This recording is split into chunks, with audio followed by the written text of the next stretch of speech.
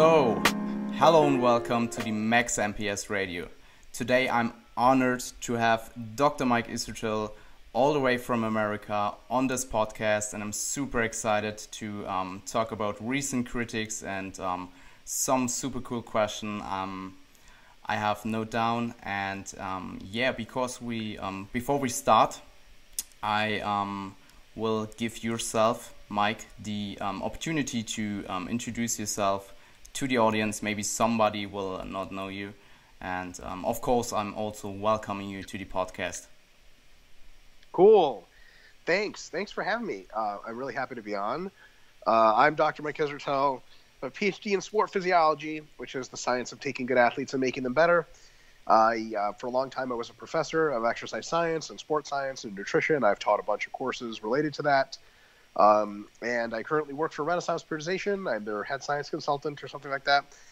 Co-founded the company a while ago with Nick Shaw. And I'm also a competitive jiu-jitsu grappler. I'm a pro grappler, apparently, a professional grappler. And I am a not so great bodybuilder, but I'm trying to fix that by getting bigger and leaner. So that's who I am. You're on a good way, I think. Yeah, thanks, man. I'm trying. Before we start, I really want to say thank you again, and I really appreciate that you're actually doing this. Well, my pleasure. Thanks for having me on. Cool. So I think we will start with the critics. I just noted down some, and you also added two, which we will dive into them later. I will just start with some basic critiques, which I think basically comes down to misunderstanding of your volume concepts. And the first one would be basically training at or even above MRV is not a productive thing. Yeah, I mean, if you do it for a long time, it's definitely not a productive thing.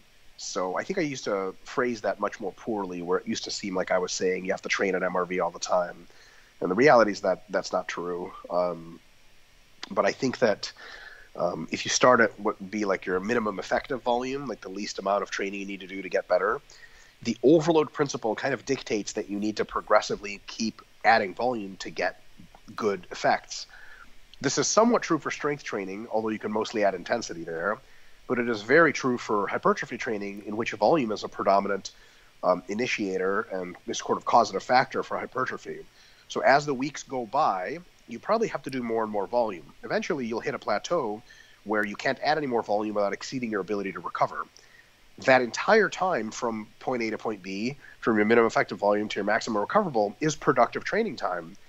I think there is something a little bit more to say about training at MRV for that last week or so.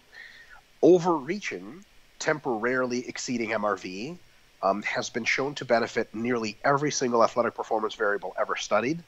There are some theoretical considerations that it would also help hypertrophy, and myself and others such as Dr. Brad Schoenfeld are of the full belief that temporary periods of overreaching probably help hypertrophic outcomes as well, probably mostly through longer-term changes such as satellite cell proliferation, etc. So I think that training if you never get close to MRV, I think you're just missing a lot of good training opportunities. But I think even getting to MRV and maybe slightly above for a week at a time, once every mesocycle, maybe does some really special kind of changes. It's not a big deal, but I think especially for more advanced athletes who really need big homeostatic disruptions to get ahead, I think it's a helpful thing. Yeah, definitely. I think you already covered my the overreaching is not necessary for hypertrophy thing. I think for like more advanced athletes, it's definitely a reasonable thing. And I mean, what's your stance on intermediates going to MRV and actually overreaching? Yeah, that's a great question. I'll tell you my stance on beginners is that I don't think they should do it. Yeah. I think that beginners should, and this is something that in our book that I co-authored with Dr. James Hoffman, How Much Should I Train? It's about the volume landmarks, about all this MEV, MRV stuff. Great book. Thanks so much. We actually basically say that when you're a beginner, and this ties into one of the other questions I think you have for me later, when you're a beginner, do you have any problems growing? No. Can you grow for minimum effective volume or pretty close? Yeah, you grow a lot actually. Is there benefit to increasing the volume somewhat from minimum effective volume closer to MRV? Yes. But as you get close to MRV, as a beginner, you start to see some downsides that the advanced don't see. Here they are. One of the big ones is your chance of injury risk goes up significantly. Why? Because your technique probably isn't that great yet. You're very new to training, and you're more likely to sacrifice technique to get more reps. You know, if you tell an advanced athlete, do as many reps as you can, almost all of them will stop when they can no longer do it with good technique because they know better, because they've gotten hurt too much. Beginners will just start, you know, you tell a guy squat until you can't, you're going to be doing something towards the end. It's not going to be a squat. It's going to be some kind of question mark, weird shit, like being born over again or something. Some way, like the way a cobra gets up out of, off the ground, that's how they would squat. So that's definitely bad. And I've seen that with beginners. When you tell them to go to failure, I mean, it's just a total disaster. So you get a combination effect. First of all, they don't need that superlative stimulus to get better at a very fast rate. Second of all, their chance of injury is bad. Third of all, and this is actually a major point, everything a beginner does is learning, motor learning for later. So if you practice good technique, you're eventually just going to default to good technique. If you practice a lot of close to failure training where you let your technique slide, you're literally teaching yourself how to squat, bench press, deadlift, do pull-ups, all of that wrong. That's really bad for long-term development. It's really bad for long-term injury. Basically, while the getting is good, while you can grow really well from not having to approach MRV, don't. And then you get none of the real downsides of it, but you get most of the benefits anyway from just normal, relatively easier training. As you become more of an intermediate, I think that every now and again, getting to MRV is a good idea, potentially, especially if you meet the qualifications. Are you already pretty well trained, and can you demonstrate that you do not break down your technique? So if you're coaching a bodybuilder, and whenever they get closer to the MRV and closer to failure and stuff, their technique starts to break down from really pushing it, yeah, like, don't let them do that. Then you might want to keep them a little bit away. But if they show that the good technique resilience, then maybe that they have sort of earned the right or the ability to go that close to their breaking point. As you become more advanced, another problem arises. Your minimum effective volume gets so close to your maximum recoverable that you don't even increase sets through a program anymore. You just increase weight on the bar, or like relative intensity, right? Like you can potentially start with 18 sets per week and end with 20, and the only thing you do is increase weight by maybe 1.25 kilos every week, because if you increase by any longer, you would exit and go over MRV. It's impossible to make the critique of such an athlete, don't train close to your MRV, because their minimum effective volume is close to their MRV already. They have to train at their MRV.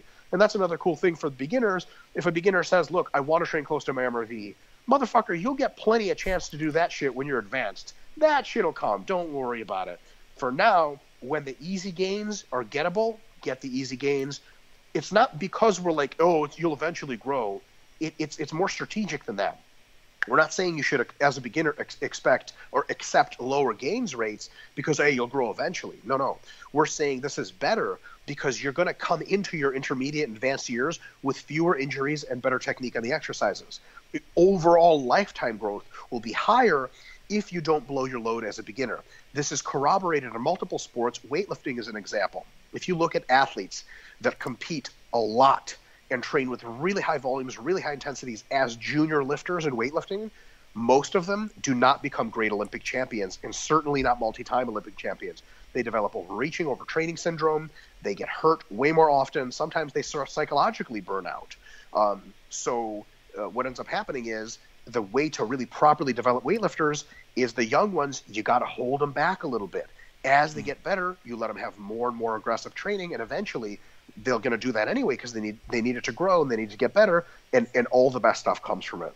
So yes, you should absolutely restrain yourself from going to MRV as a beginner. As an intermediate, 50-50. As an advanced, you're going to be training close to your MRV damn near all the time anyway. So your practical application for an intermediate would be 50-50, so every other mesocycle. So I think maybe you could. I think you could absolutely just go to your MRV every single mesocycle and be fine as an intermediate if you can technically remain sound with such high fatigue levels. Okay. I would say this. Going over MRV strategically is probably a waste of your time as an intermediate. Not a waste. It's a poor use of your time. Okay. So maybe, for example, a similar analogy could be made, or similar approach to training to failure. I think that if you stop 1 rep shy of failure as an intermediate and stop 3 reps shy of failure as a beginner, that's really good advice. As advanced, you may have to, on isolation movements, go all the way to failure, maybe even beyond to cause growth. But there's a reason why IFBB pro bodybuilders do leg extension drop sets where their body's pushing down on their legs for them.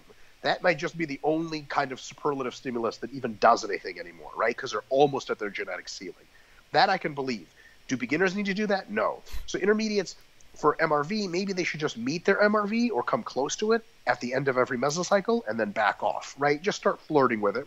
Potentially, they can split it 50-50, where maybe for body parts they're really prioritizing, like upper body, they can go all the way to MRV. But for legs, when they're not prioritizing, they can go to 2/3 of the way to MRV or something like that.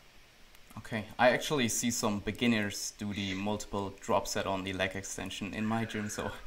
Oh yeah, man. That's you and I know why they do that, because they see the pros doing it, and they go, that's why the pros are big. Well, no, that's what it takes the pros to get better now, not necessarily what got them better to begin with. So now, are they going to grow like that? Yes. Do they need to do that to grow? No, they don't need to do that at all. Okay.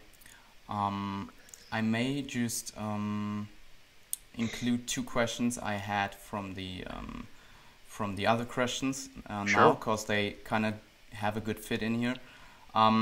How would you choose weights for an intermediate for progressing sets, and what variables changes this rate, assuming they're not doing any kind of specialization cycle and just going to their systemic MRV and kind of training everything the same?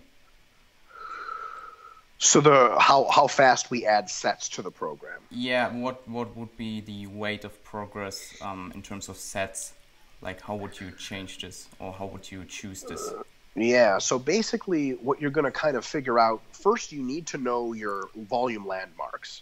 Before you know your volume landmarks, at the very minimum, your MEV, minimum effective volume, and your maximum recoverable volume, before you know them relatively well, you're just testing it out. So then you would just add like a set per week, see where your MRV is, recycle, add a set per week, see where your MRV is. After that, when you know your volume landmarks, what you're going to be doing is adding enough sets per week where you start at MEV and end at MRV. Then you just pick a mesocycle length and fill it in. That makes sense? So, for example, if our MRV is 20, MEV is 12, we have week 1, 12, 14, 16, 18, 20, right? Okay, so that's 5 accumulation weeks. Then we know that we're going to add 2 sets every week. Easy. Right? But if your MRV is 16, your MEV is 12, maybe we'll just add 1 set per week. So you just kind of just plot along. And the way you design a mesocycle length is also you mostly by relative intensity, right? So relative intensity, you start with 4 reps in reserve or so, and then you know that it'll hop over all the way to 1 rep in reserve or 0, and that's when your mesocycle by definition has to end, because what the fuck are you going to do after that, right? Negatives week, man. Eccentric action. That's right. Just suicide week. So once you have that mesocycle length and you know your MEV and MRV, that's how you progress. Because, here's the thing. There's large genetic differences between individuals in that some individuals, like their MEV is not very high and their MRV is not very high, but they don't necessarily accumulate a lot of fatigue every week. So like they can train, 12 sets and go up 10 pounds on every exercise, and then 13 sets, and then 14, 15, 16. But if you try to get them to do 18 sets, even with lighter weight, they just fucking shit the bed and they can't do it. On the other hand, some individuals have this huge gap between them. They start at 8 sets per week and they end at 24. Like, they're going to have to, unless you get really funky with mesocycle design and you manage to do like an 8-week accumulation, which is really hard just from reps and reserve perspective, right? Because remember, reps and reserve really constrains our mesocycle length. You're going to have to do 3 sets added per week. And a lot of those individuals will tell you this. So how do you know if you're one of those individuals? Well, you know your volume landmarks, but here's how those people usually feel. They start with, let's say, let's keep it simple. Within the context of other sets of quads, they'll do 5 sets of leg presses on week 1. From 5 sets of leg press, they'll get a little bit of a pump, good. They get a little bit sore, heals within a couple days, and then they're good to go. If they are really have a huge gap between their MEV and MRV, right? And if they recover super, super well, and they adapt super well to volume week to week, what's going to happen is if you give them 6 sets of leg presses the next week, they're going to do it. They're going to be like, I don't feel a fucking thing. Barely any pump, barely any soreness. They're going to be like, I need more, right? If you give them 9 sets, they're like, oh, that feels just like week 1, maybe just a little harder. Perfect, right? But not all individuals are like that. Some individuals, you give them 6 sets in the first week, they're like, that was pretty good. You give them 9 sets on the second week, they're like, they can't get off the toilet, their legs don't work, and then they've overreached, and then it's no good. So a lot of this kind of volume landmark stuff is about making sure you stay, 4 reps to failure all the way to 1, design an intelligent mesocycle, then you take your MEV, your MRV, you know what they are, you plot according to that point. Okay, sounds absolutely reasonable and pretty much what I do with me and my clients. Perfect. How much, can I ask you a cool question? How much variation do you see in your clients between the gap size between MEV and MRV? It's pretty individual, I would say. Mm-hmm. It's usually something between 1 set added per week, all the way up to like 4. Holy shit! Yeah, for at least for smaller muscle like delts and biceps. For myself, I can pretty much up my bicep sets for like 4 sets or something a week, and then I do like a 4-week accumulation, basically from around 10 to 22 sets or something. Wow, nice. There you go.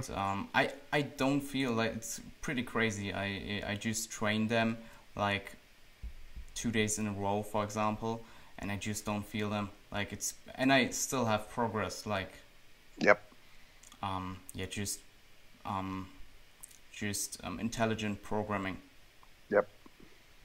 I kind of have a follow-up question for this one. Sure. What are some variables you would track in your training to find and always come closer to your MRV and also to find your other individual landmarks? Yeah, so like, we've written a whole book about this, and the book's going to do so much more justice to this answer because obviously it's a whole lot more information. But the way to track MRV is to track your performance. So you have to know what your rep strength is in certain exercises. So let's say you can normally, which is a really easy example, you can normally bench press 100 kilos for a set of 10 to failure, your 10 RM, right? It's 100 kilos. Okay, 10 RM's 100 kilos. Now, where do we go from there? Week 1 of a program with 4 reps in reserve, you're benching 95 kilos for sets of like 6, right? Or forget sets, a set of 6. 4 reps in reserve, 95 kilos, set of 6. That means you're approximately hitting, you're about that strength level. That means you're doing, 100 kilos for a set of 10 maxed out. As you go week to week to week and you add volume for the chest and the triceps, you continue to train. And now let's say you're doing 105 kilos, 1 repetition left in the tank, and you're doing it for 8 reps. Well, 8 reps, 1 left in the tank means, a RM of 9 at a 105 kilos. That compares very well to 10 at 100. Yep. So what we can say is you are by definition recovered. Because if you were not recovered, recovery means a return to past performances. You're definitely returned to past performance. How do you know if you have exceeded your MRV? Let's say you add another week on and you go to 107.5 kilos on the bar. Instead of getting the predicted 7 or 8 repetitions to failure, you go to failure and you hit 4 repetitions.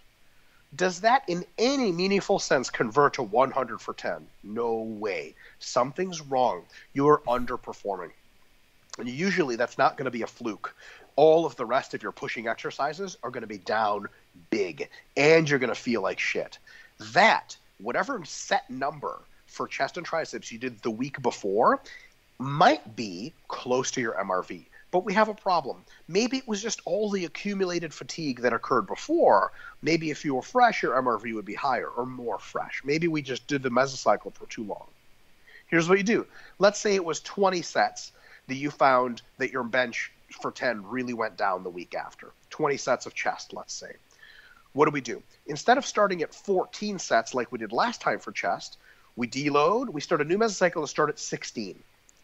If right around 20, you again start to experience problems, you can't recover, you're not performing, we're starting to get pretty sure that's your MRV, right? If you go all the way up to 26 before you experience problems, clearly 20 was not your MRV because holy shit, you don't just get 6 sets out of nowhere, right? So obviously the MRV is higher.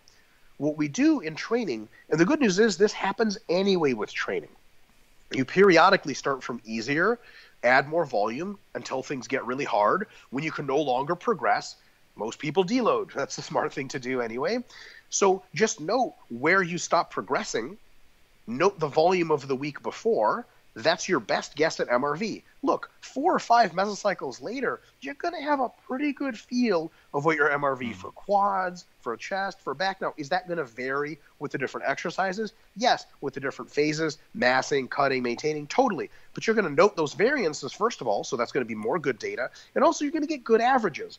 Sometimes people say, well, because the variance is so high, it's useless data. It's definitely not useless data. Okay, if your hamstring MRV is about 10 sets, which for me it's close to about 10, and your side delt MRV is about 25 sets, you know something there that is simply going to guide your training very well. If you just assumed both were 17, your hamstrings would be a fucking disaster, and your side delts would just be chronically undertrained. You know what I mean? Yeah. So, yeah, there's a plus minus 2 to 4 sets at any one MRV, MEV, or whatever, but even that plus minus is a big deal because you're in that range, and you can use auto-regulation to get you the rest of the way.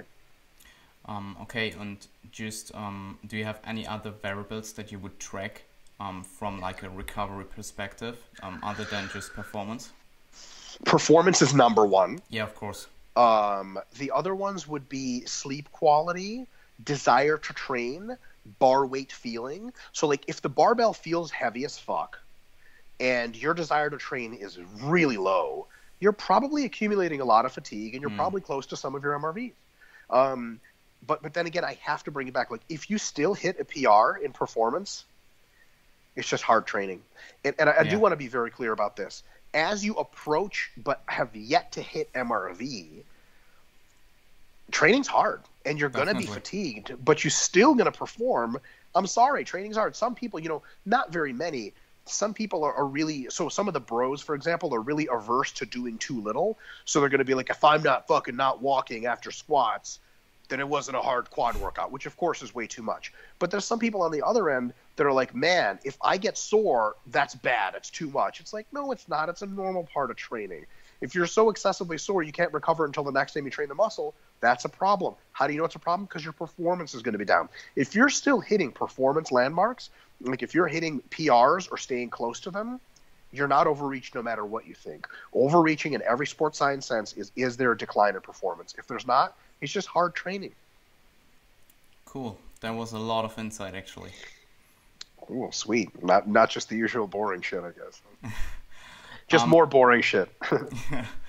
I have another kind of critique, which basically also comes down to not really reading your stuff, I think. I have read it multiple times in Facebook especially. And it's basically why not start and actually also stay at MAV? Yeah, but there's a really simple response to that. Ideally, I would love that, right? The thing is, MAV, maximum adaptive volume, sort of the volume at which you get your best gains, is by definition mobile. It's mobile, it moves. Your body gets used to volume, first of all, so whatever you started at is not going to be good enough next week or 2 weeks later. And second of all, whatever you start at, if you have a new exercise you're trying to do, if you start at its maximum adaptive volume, you're going to get sore and fucking crazy. overreached right away because it's too much. So if you have new exercises, sets, and rep ranges, you got to start at the super low end, close to minimum effective volume, just to be able to ease into them so that it's not too much all at once.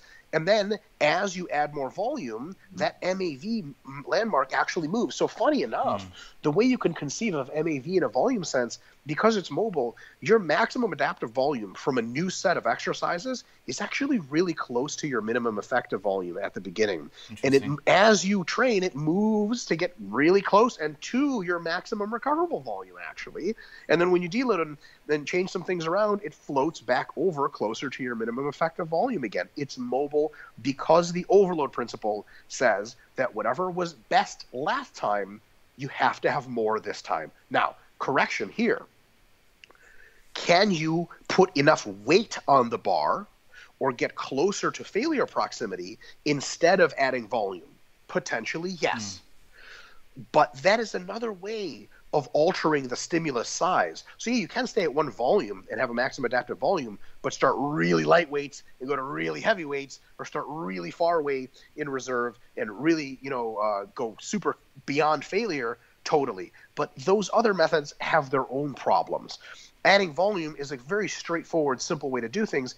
For example, if you take these huge jumps in weight, it's very difficult to determine what repetition range you're working in, for example, right? Like you're going to start with super light weights and that don't even work that well if you don't take them close to failure. And then you end with really heavy weights that might present more injury risk. You're neurologically not ready for this. It's much easier adding volume and keeping all the other variables much more static, adding weight just a little bit, than it is everything else. And another correction is this. If you're searching for hypertrophy, we know that volume is the biggest correlate to hypertrophy. And we have a very good reason to believe that adding volume is a potential stimulator of hypertrophy.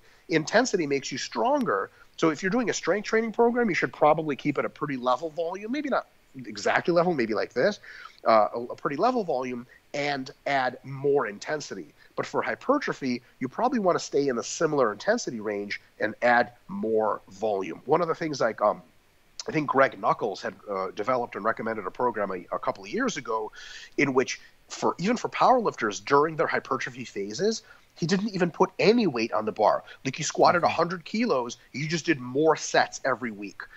Do I think that's a fine way to train? Do I think there's an advantage to upping the intensity a little bit too? Totally. I like to put all the variables in that alter hypertrophy more or less, not at the same time, but I like to use all the tricks. So is putting more weight on the bar going to cause growth? Yes, by a little bit. Is getting closer to failure throughout the week going to cause more growth? Yes. Is upping the volume? Definitely yes. So we up the volume a lot.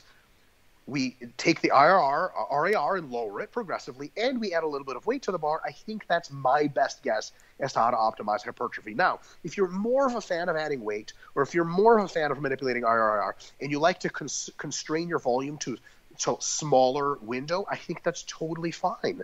For example, Menno Henselmans and his folks, they use micro loading, so they use very little small additions to weights, and instead of using the slightly larger ones that I would recommend. I think that's totally cool. Are there pluses and minuses there if you get really technical? Yes, but as long as you're progressing and your training is never way too easy or way too hard. And I think some of the individuals making their critiques of why don't I just stay at MAV, they don't address that fundamental problem. If you stay at MAV, there's the beginning is way too fucking hard and the end is way too fucking easy when you get used to it. There has to be a way to address that problem. Yeah, sounds really familiar. Like how I do it as well. I think most people also forget about that even if you stay at a constant level of sets, that those volume concepts still apply. You just reach them through other variables of progression. Totally. If you put weight on the bar, volume is set times reps times weight. Your volume still goes up. There's no way. If you're really serious about sticking to one volume, you have to lower the number of reps or sets as the weight goes up. That is not a dependable way to enhance hypertrophy. It just isn't. I don't know why you would shoot yourself in the foot and not use the volume variable to enhance hypertrophy. You're going against pretty much all the literature out there. Just a reminder to your viewers of how powerful volume is. If you compare two programs, if you try to make a study that says method A is better than method B at hypertrophy. If you don't equate their volumes, you're probably not going to get your paper published in a major journal unless you really justify it somehow. Why? Because they're going to say, look, anything you want to attribute as to why method A was better than method B, it could just be because it had more volume. That's how dependable volume is for hypertrophy. I wouldn't just throw it away. Definitely.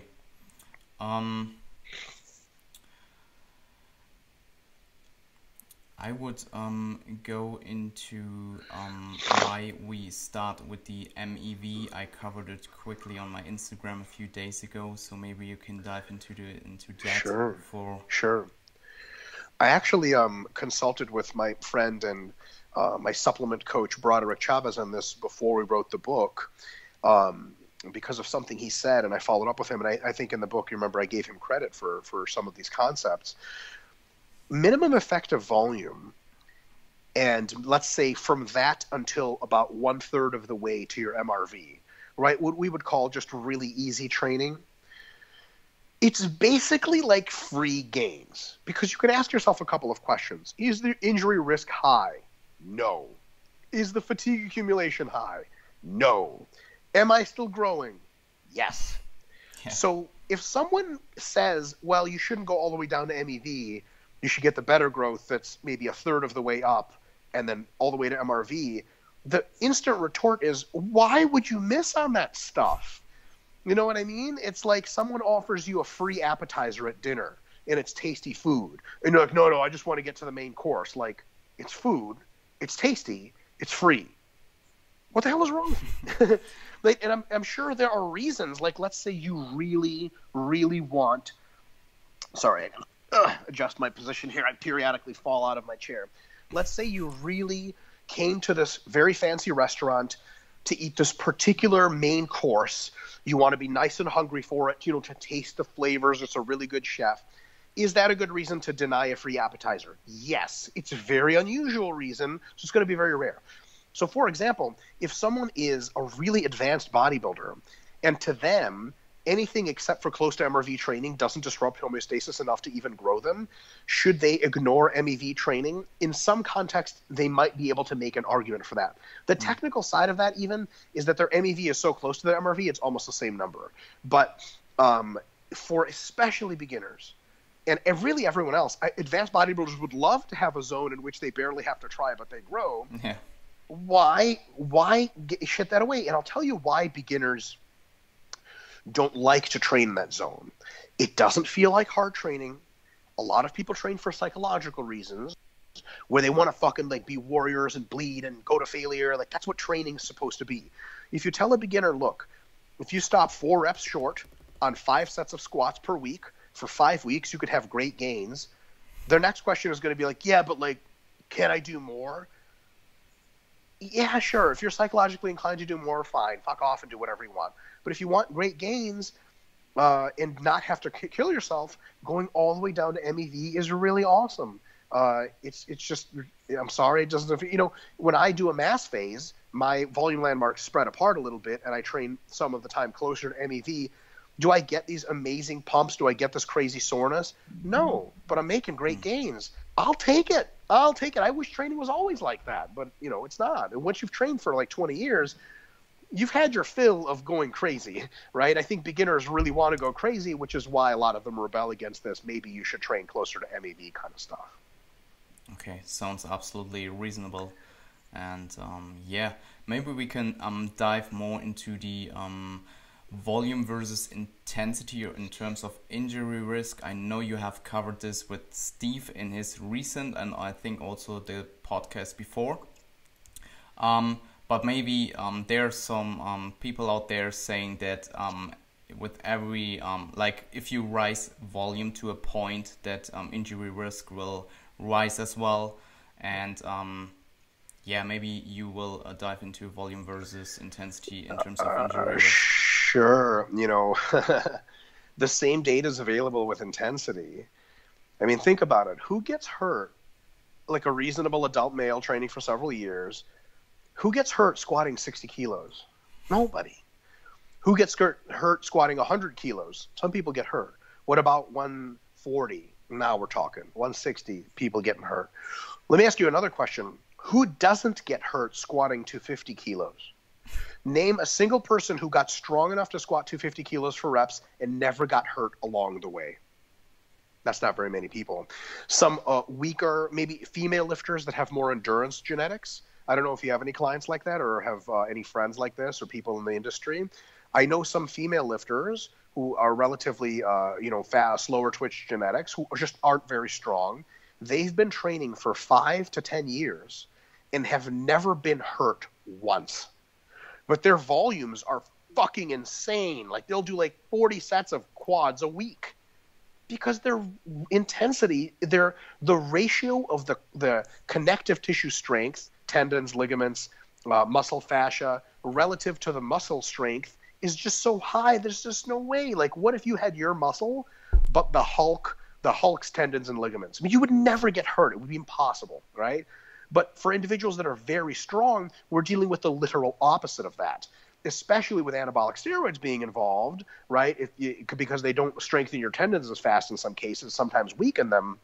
You get these pro bodybuilders that have a muscle capable of producing these crazy forces, and the tendons and ligaments are like, they're kind of barely hanging in there. Then you get hurt even with natural lifters.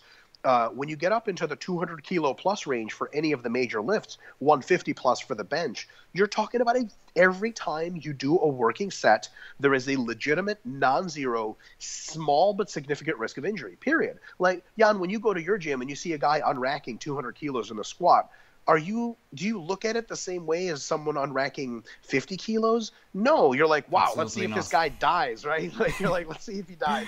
So even when you do all the best techniques, everything like that, your chances of getting hurt with higher intensities is higher. Now, am I going to say that higher volumes are safer than higher intensities? I'm not willing to say that yet. I haven't done a thorough enough examination of literature to conclude that. I suspect that it would actually be true, but maybe by a small margin and maybe not true at all. What I am very unwilling to concede is that the way to stay safer is to avoid higher volumes and push the high intensities instead. Because we can both agree that neither is not a cogent solution. Right? Can you imagine being like, you shouldn't train with high volumes because you get hurt. Okay, how do I get bigger? Well, you shouldn't train with high intensities because you're going to get hurt. Okay, how do I get bigger? You can't get bigger because you get hurt. Like, okay, sweet. I guess we're done with that, right? So, and here's the thing. You want to get an extreme physique, you will have to do extreme shit. Yeah. And that presents an injury risk. Like, for example, this is kind of insane for me to even admit, like, hear myself say this out loud. Mildly egotistical, of course, but it took me long enough. I am, next week, going to be using the 60-pound dumbbells for strict lateral raises for sets of 10. That doesn't make any fucking sense. Now, would I rather, is that going to be a higher risk of injury? Yes, fucking 60-pound dumbbell in each hand. Would I like to just use the 40s or the 30s or the 20s? Totally. But it's just, I'm strong enough to where that's a realistic thing.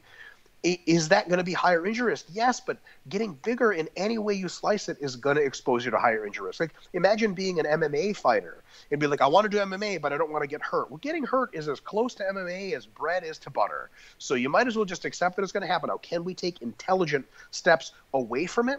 What are some intelligent steps we can take? Good fatigue management. Yes. Good technique. Oh, my God. Everything.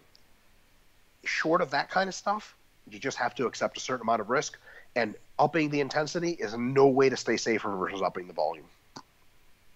Yep. Agreed. Agreed? Cool. Yeah, it's just sometimes when I say that, I'm wondering if like there's something I'm missing there, but I just don't know where it came from that people are saying, well, if you lift heavier, you get hurt less. Like, I don't know how that comes out of somebody's mouth. Like, are you fucking serious? Like, that's crazy. Doesn't that sound crazy? You definitely have to post the lateral raises with the 60-pound dumbbells on Instagram. Otherwise, it didn't happen. You know what? I don't even train. I just post on Instagram, and that's how I grow. Cool. I want to ask about your thoughts on, I think it's Lyle McDonald saying that you can cut your volume and your frequency by 2/3 as long as you maintain intensity in a cut. Totally true. You can cut your intensity by 2/3, maintain your volume, and still maintain your muscle in a cut as well. Interesting. Yeah, because I think it's coming from the science of Bickel in 2011, and what I like, people apply it like it was in a hypocaloric state, but it wasn't It's actually. not. So It was not. yeah, And it's one study, and there's been other similar studies, but they're not hypocaloric. Here's the reality. So actually, this I don't know. I don't know if I can say this yet. I'm sure it's fine to say. do it. Maybe it's not fine to say. Fuck. Okay, so I didn't. So I had a recent talk with Eric Helms that's videotaped. It's going to be coming out eventually. Quick preview. We talk about this. Ooh. And I'm going to leave the mystery, but you're going to be surprised at his answer. Perhaps. Some people won't. His direct clients won't be surprised. Individuals that are still repeating certain mantras may be surprised. I'll leave it at that, but I'll say the following. Here's the consideration you have to make. Is it possible to maintain muscle mass doing less than it took to gain it? Absolutely. Yeah. On a hypocaloric, on an isocaloric phase when you're not losing any weight? Totally. On a hypocaloric phase, you're going to have to do more work just to maintain a muscle because you can provide an anti-catabolic stimulus. Totally. But it might not be as much as you did on massing. Yeah. That's totally fine, unless you get into really extreme cutting, right? And then you're going to lose muscle one way or the other. So is that a reality? Yes. The next question is, what sort of training is more likely to give us the most anti-catabolic stimulus for the least fatigue? Is it higher intensity, lower volume, or is it higher volume, lower intensity?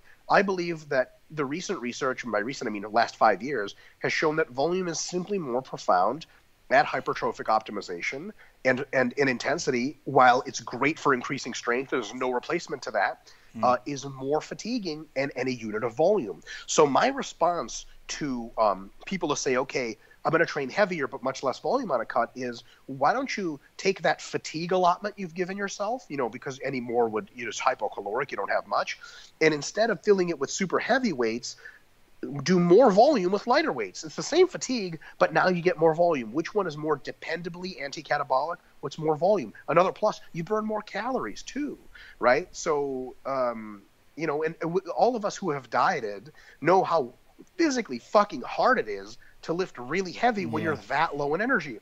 But can you do a couple more reps or sets with a 10 RM, 15 RM? Yeah, that's not the end of the world. So I think there's something to that. I think on the net balance, it's at least equal. I would say that keeping your intensity lower on a cut and doing a little bit more volume trade-off for that intensity is probably the more intelligent strategy.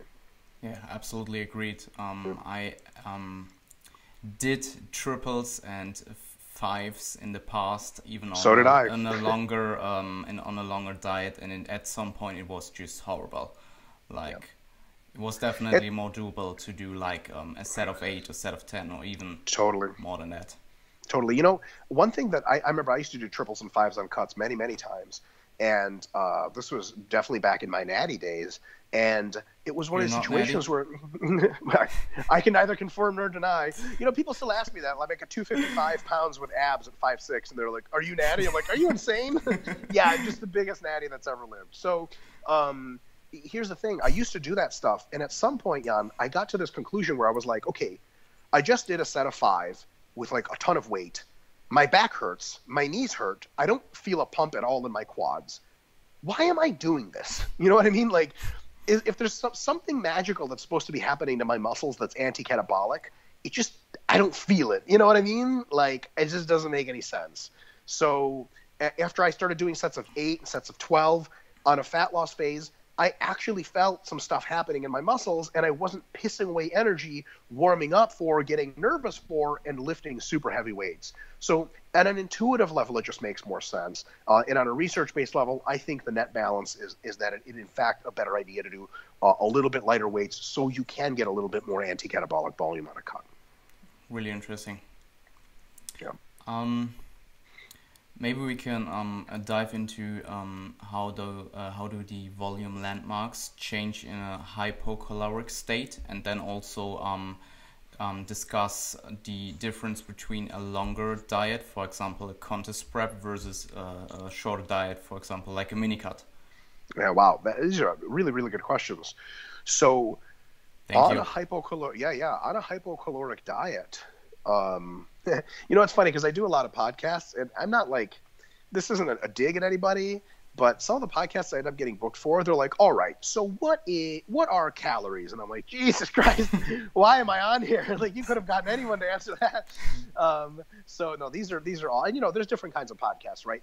I'm sure most of your viewers are very, very savvy, so this is right up their alley. Yeah. When you are in a hypocaloric condition relative to isocaloric, you are presented with two limiting factors that really, really alter your volume landmarks. On the bottom end, for minimum effective volume, the total net catabolic stimulus is higher, right? You just burn more. Everything is higher about catabolism on a hypocaloric diet. In order to counterbalance that, you need to train more to still get growth, right? So your MEV goes up. So just as an example, if isocalorically, we're going to use simple numbers, your minimum effective volume is 10 sets per week, and your MRV is 20 sets per week. On a hypocaloric diet, it might be 12 sets per week as your MEV, right? Because you need more training to cancel out the catabolism. On the other hand, what is your MRV limited by on a hypocaloric diet? Well, your recovery is hampered on a hypocaloric diet. That's super easy, super obvious. So your MRV is going to fall, right? So maybe it used to be 20, now it's 18. So what ends up happening is what we call the adaptive window, or the MEV MRV difference, is narrower. How does that mean practically? Practically, it means you can't jump as much in weight on a cut, microcycle to microcycle. You can't jump as much in sets in order to keep your relative intensity in line, right? So basically, on a cut, you might go from 12 to 18 sets per week, which means that if you want the same maybe 4-to-1 paradigm or something, you're going to want to just jump fewer sets or whatever.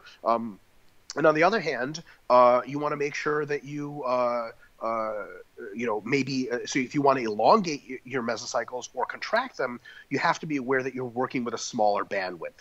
Okay. On a hypercaloric, we can knock this question out hypothetically really easy too, because it's the same principles. On a hypercaloric diet, you don't have to cancel out nearly as much catabolisms, so your MEV actually drops to maybe like 8. Your MRV goes up because you can recover from anything, or much more, goes up to 22. Now either you take bigger jumps through your microcycles, or you can elongate the length of your mesocycle, one way or the other. Now, really importantly, because you want to spend most of your time cutting, not deloading and staying isocaloric, but in a hypocaloric state, I don't recommend contracting your mesocycle length on a hypocaloric diet. I would just recommend jumping up a smaller increments in volume and intensity. So I still think you should run like a 3-to-1 all the way to a 6-to-1 mesocycle on a cut to get good cutting in. Because imagine this. Imagine you run 2-to-1. You'd just be like deloading every other week, and you wouldn't be able to lose any fat during that time, and it would just be really stupid. So I still think you should maintain a long length, but the increases can't be very crazy. Okay. Diet break every third week, basically. Boom. That's what you got from this podcast. Perfect. But you still keep increasing sets even in a really, really deep contest prep? Or... Well, then you have to, so deep contest prep, right? So this is just a principled analysis. Yeah. So what we said was MRV drops by some amount, MEV goes up by some amount. Look, at deep in a contest prep, those could be almost the same number. Okay. So you might be doing 15, 15, 15 and just upping the weight by 1.25 kilos every time, right? And towards the end, you might actually make a calculated decision to say, I'm going to let my minimum effective volume exceed my MRV, and I'm going to only shoot at maintenance volume. Remember, maintenance volume's down here. You may just train between maintenance volume and MRV. That is definitely an option, and then you fill in the rest of your calories with cardio. You're just saying, okay, I'm just not going to lose any muscle. I'm not going to gain any, because beginners can gain muscle during diets for sure. Intermediates, etc., not so much. At some point, very advanced athletes, when they need to be like in absolutely ridiculous shape, can you see me okay? Can you hear me okay? Still? Sorry.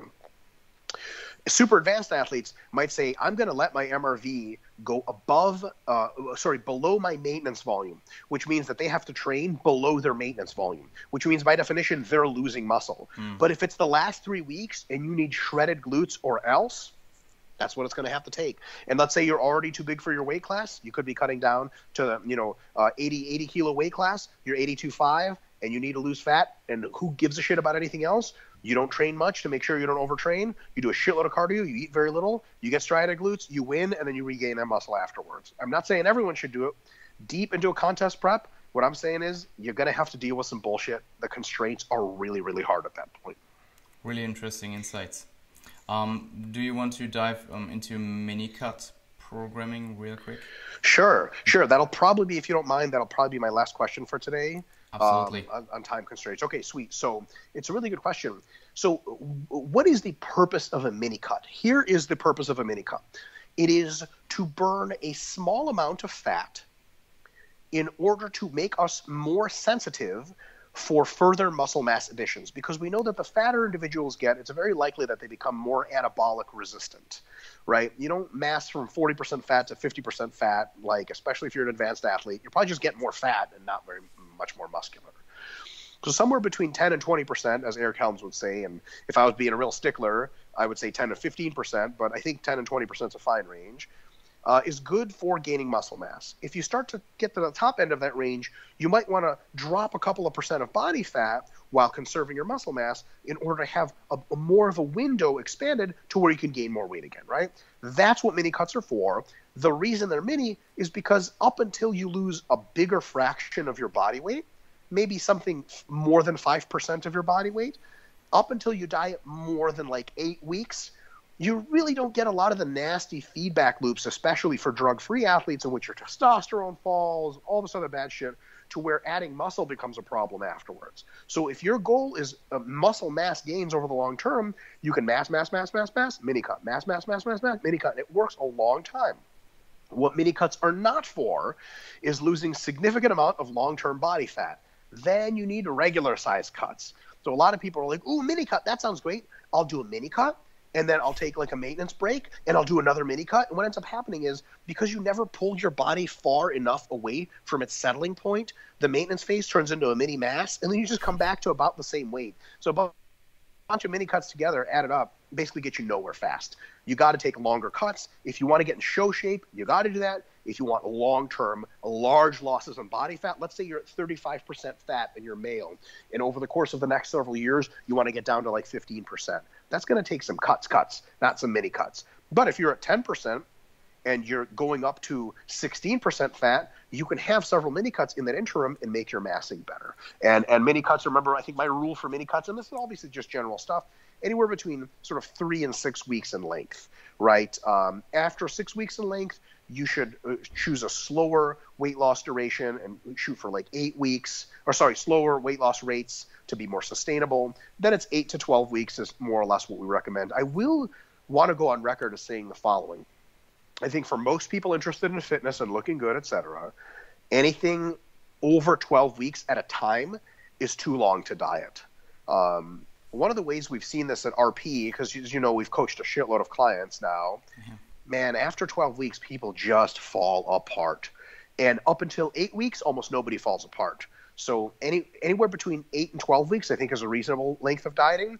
I think pretty much one of the only reasons you should ever diet in sequence longer than 12 weeks is if you have a physique competition coming up. Then you know what price you have to pay, right? And just as a side note, sort of for informational purposes, and I've said this before, and I think you'll agree with me on, I don't think that beginner clients should be not bullied, but coaxed into doing physique competitions for no fucking reason at all by their coaches. People start out and they're like, I've been lifting for 6 months. I want to do a physique competition. Like, you have that's like a meat grinder. You don't want to go in the meat grinder yet.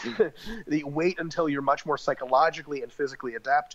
When you're within 5 to 10% of that body fat range, then it's a good idea. But I think a lot of people get that confused. And you got these people who are either doing these stupid little 4-week challenges where they try to lose a bunch of weight and they gain it all back, or they're like, I'm going to do a bodybuilding show. It's my first thing I'd ever do in fitness. I'm going to diet for 25 weeks. Well, Jesus, the rebound off of that, you'll never recover psychologically and you'll never bodybuild again. So gotta know what you're doing. If it's for resensitization of fat loss or for muscle gain, mini cuts are great. If it's for longer term sequential body fat reductions, then normal cuts are great, and everything in between has its place. So I did ask about the volume landmarks and how they change in a longer versus in a mini cut. Did you address that? I don't think I did. So okay. I guess sort of by proxy I did. Okay, cool. when you are doing a mini cut, you're simply not stressing the body that much, and your volume landmarks just don't change that much. Now, if you do a mini cut, sometimes you can do them pretty aggressively, like you lose like a percent or more of your body weight per week. Your mini cut, your volume landmarks are going to change quite a bit. But a mini cut, another recommendation is, because we're priming ourselves for hypertrophy, we want to stay close to minimum effective volume, maybe even maintenance volume on a mini cut. So then that's going to be higher than usual, right? So I've said stay at maintenance volume or stay at minimum effective volume. I've used them both. Here's why it's kind of the same thing. Your maintenance volume on a mini cut is what your minimum effective volume would typically be on an isocaloric phase or on a hypercaloric phase, because it's higher, because you're so hypocaloric. But we don't have to worry about what MRV is on a mini cut, because you're not going to be approaching MRV on a mini cut. Mini cut is a little bit annoying in the sense that you're cutting and you're like, oh, I want to train harder than this, but you shouldn't. My recommendation for mini cut is actually not to increase sets throughout, because we want to build that adaptive proclivity for volume later. So you just cut all off that fat, only increase intensity, and when you come back to massing, then you start opening up with sets. I think that's the best way to gain mass. On a longer cutting phase, the longer you cut, the higher your MEV goes, and the lower your MRV goes. One of the sort of auto-extinguishing ways in which a cut has to end is when those two values pass each other. That's it. Like when we say that you are more likely to lose muscle the longer a cut lasts, we mean that literally, and at some point you have to lose muscle. Like if your maintenance volume is now above your maximum recoverable volume, there's no way you can not lose muscle. It's scientifically impossible, right? So people should mind that, and here's how they should mind it. When they first start a longer cut, they can train through a broad range of volumes, right? MEV is going to be lower, MRV is going to be higher. As the cut wears on, their pulsatility is going to start to reduce. They have to be aware of that. So when you normally MRV is 20 sets, forget about 20 sets at the end of a cut. You'll be lucky to hit 16. But when you normally start at 10 sets, forget about starting at 10 sets on the tail end of a real cut. You might start at 14 or something like that. Absolutely brilliant. And you quickly covered the optimal body fat percentage in regards to the P ratio in like one sentence. So, sure, I can extrapolate on that just a little bit if you want. I mean, it's really cool. If you have the time. I think Eric Helms said something in a discussion we were having. He said that up to anywhere between 10 and 20% is really just fine. And it's funny because again, back in my Natty days, I stayed mostly between 15 and 25%, and okay. I gained a shitload of muscle. Like I was like 25% fat at 125 kilos. Like that's a lot, right? I was fat, but I was fucking jacked, and I had the training numbers to show for it. But there's two problems with that. One, I don't think it's optimal. I do think 10 to 15 is a little bit better.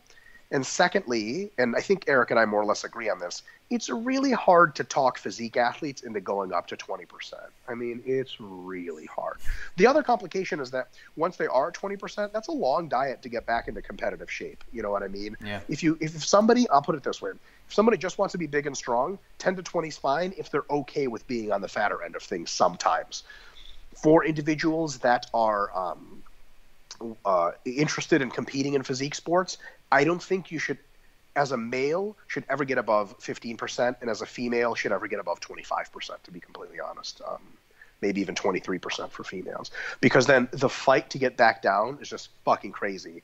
And then you have another contest diet after that. It's just too much. Cool. So you covered this as well. Yep. So you're time constrained, so I will wrap up things. And I want to thank you again for actually coming to this podcast, and I really, really appreciate it, Mike. My pleasure. Thanks for having me. For people that want to know more about your recent and also your older work, and also where can they find you on your socials, and what about RP? Can you just sure? Yeah, give it all. Yeah, RenaissancePeriodization.com. If you have trouble finding that, just go to Instagram, RP Strength, and you'll find the link to the website. The book that we were largely referencing here is called How Much Should I Train? It's a recent book. It's on the RP website. It's super cheap. It's like $30 or something like that. Good read. Thank you so much, Jan. I'm super proud of that book. It really it'll make your head hurt a little bit because it's super deep shit. It's super. I read it and I still am like, holy shit, I can't believe I wrote that. Like, wow, this is really insightful at times. So it's all of this volume stuff in a slow, controlled, front to back manner. So if the stuff is really confusing you, pick up that book. I think it's a really good read. We have a book on recovery. It's called Recovering from Training. Really straightforward. It's another book that I think a lot of people just aren't concerned with recovery, and they really should be because it's going to help them so much. And then RP, DR, MIK, RP Dr. Mike on Instagram, Mike Israetel on Facebook. Come follow me, troll me, ask me questions. If you want questions answered well, ask them on Facebook. If you want them answered with 3-word answers, ask them on Instagram. But don't come at me with some bullshit like name, like Dildo Lover 47 with no fucking picture. Fuck you. I'm just going to tell you to fuck off. But if you're a real human being, I'll answer your question. Okay. I would also add the scientific principles of strength training for everybody who's really interested in diving really deep. Cool. Yeah. Thanks. That's that book is turning into like a mini classic, I think, in our field. Yeah. I start to hear it mentioned by people that like you have got to read it or whatever. We wrote it so long ago. I'm like, oh yeah, that's right. We read that book. It's just a principled, when we talk about specificity and variation and overload, all of these rules by which programs are designed, that the book just describes the rules, and it's got like 0 sample programs in it because we don't want to constrain the creativity of the user. But I think if you read that book, and Jan, you might be able to say it, like once you read that book, programs seem a lot less mystical and more logical after that, and writing them just makes more sense. I don't know. What do you think? Definitely. And I should probably read it once or twice again. And yeah, also RP Plus is a pretty good place where I learned a lot. It's just so much stuff. I just cannot keep up with it. But that's a good problem, huh? Yeah, definitely. I mean, there are just whole like lecture classes on there, and it's crazy. Yeah, definitely. Yeah, so RP Plus, the link's right through RP Periodization. It's basically an online university for $20 a month, where you get like college quality courses delivered by professors about like literally exercise physiology, biomechanics, sports science, sport nutrition, all the stuff. We're adding new courses all the time. We're eventually going to have a full, basically master's degree level of courses there. So if you want to learn all this stuff like really in depth, but you're not going to school for it, or you want to get ahead in school, RP Plus is the place to be, and it's not super expensive. But we don't allow German citizens to register. I'm totally kidding. I'm totally fucking with you guys. I remember when you showed me all the topics that you will include in there in the following months back in the days in London, and I was just like, oh, that's a lot, and you just actually did it. So yeah, sure. There's people give lectures on there. I've been like have you heard any of Jason Miller's lectures yet? Biomechanics. And things like that? Biomechanics, I watched that. Actually. Deep stuff. I mean, that's like a 15 lecture course. Each lecture is an hour long. I mean, you will learn biomechanics if you get through that. So definitely. Really, really deep stuff. Yeah.